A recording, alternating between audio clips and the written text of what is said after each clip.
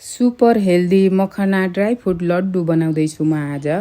यो लड्डु एकदम तागत दिनेवाला लड्डु हो, जसलाई एकदम शरीरमा कमजोरी छ, चक्कर लाग्छ, छिटै थकाइ लाग्छ, उसले त बनाएर खानु नै पर्छ यस्तो लड्डु। अनि यसमा विभिन्न भिटामिनहरू छन्, यो शरीरलाई चाहिने पोषण तत्त्वहरू सबै भिटामिनहरू छन् यसमा। अनि हड्डीहरू कमजोरी भएको, जोड्नी दुखेको, हड्डी कमजोरी हुनेहरूलाई पनि हड्डी बलियो बनाउँछ। यो जाडोमा त झन् यस्तो लड्डु बनाएर खानु नै पर्छ।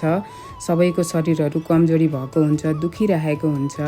अनि माघे सङ्क्रान्तिमा पनि बनाएर खानु सकिन्छ। यसमा यी तिल पनि छ, अनि गुड पनि छ। अनि यो भिडियो मैले राखिदिएको छु, हजुरहरूले पनि बनाएर यसरी नै खानुहोला, एकदम हेल्दी बन्नुहोला, एकदम खुसी रमाइलो गर्नुहोला। हजुरहरू सबैजनालाई भगवानको आशीर्वाद बनिरहोस्। हजुरहरू सबैजना स्वस्थ रहनु, मस्त रहनु। Thank you for watching.